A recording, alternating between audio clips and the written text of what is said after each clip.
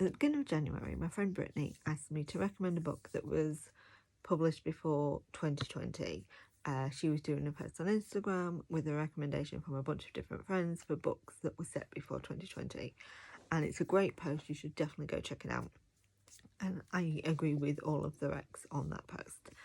But I thought that was a great idea.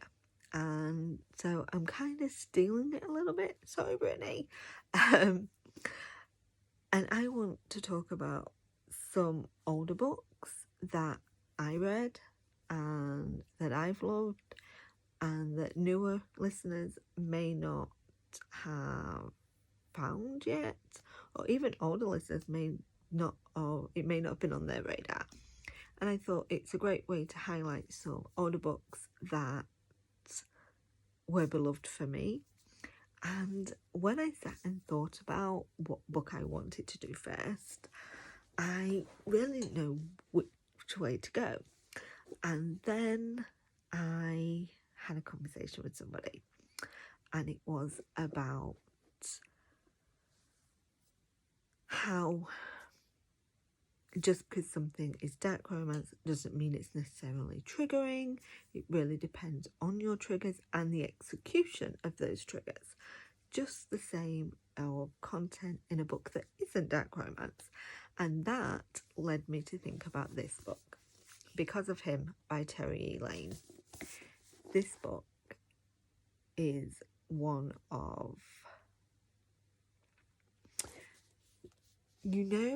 sometimes there are books that just stick with you. That's this book. I read this book in 2018. And I read it because we were getting ready to go to Rare Edinburgh. No, we weren't. We were getting ready to go to Rare London. And Terri Laine, the author, offered an audio code in the attendees group. And I took a code and I listened to it.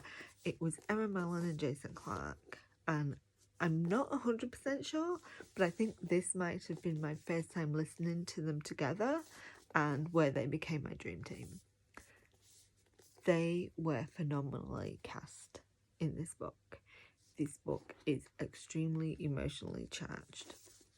I actually didn't make it to that book signing. I got a migraine and couldn't do anything. But I had a friend that went, and so I still got my book signed, and Terri left me a get well soon message. It's so sweet. And that's how I knew I listened to it in 2018, because she tagged it. Thank God for authors that tag things that we remember. I think the book came out in 2017, according to the copyright page. So this book,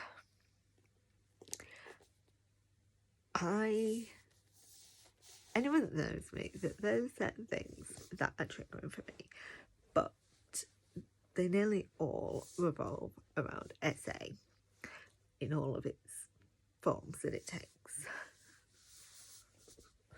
So imagine my surprise when I open up this book and it deals with sex trafficking. Specifically, sex trafficking of minors. I was not prepared. And I did have to stop it and be like, I don't know if I'm prepared for this. But I did continue, and the way the story's written is just fantastic. It's set in both the past and the present. So in the present, you have, I think they're in college, boy meets girl, they have a connection, and we find out through the past that she was trafficked and that she's trying to live a normal life now. But there are secrets, man. There are secrets. And those secrets are gonna come out, and it's gonna ruin everything. The epilogue, that is in Jason's point of view. I sobbed on the tube to the point that my husband at the time turned to me and was like, oh my god, what is wrong? While I had tears streaming down my face, and I told him to shut the hell up because I was listening to my audiobook. I sobbed. It was happy tears, but it does end happily, I promise.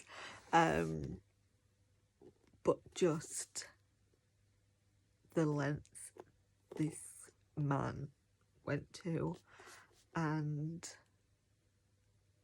how something, this is going to sound, but how something good could come out of so much trauma. And it was hard for me. And actually, we went to Stonehenge when I spoke to Terri and said I was in tears on the tube, and she said, good, that's what she wanted. And you know, she made a valid point that if you're reacting, you're feeling. If you're feeling, I've done my job.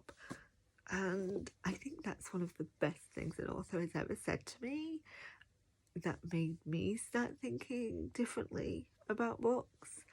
Because it's like, yeah, that's what authors want. You know, they don't write for people not to feel, especially in the romance genre. And a definite must. Definitely do it on audio. Erin, Mallon and Jason Clarke. I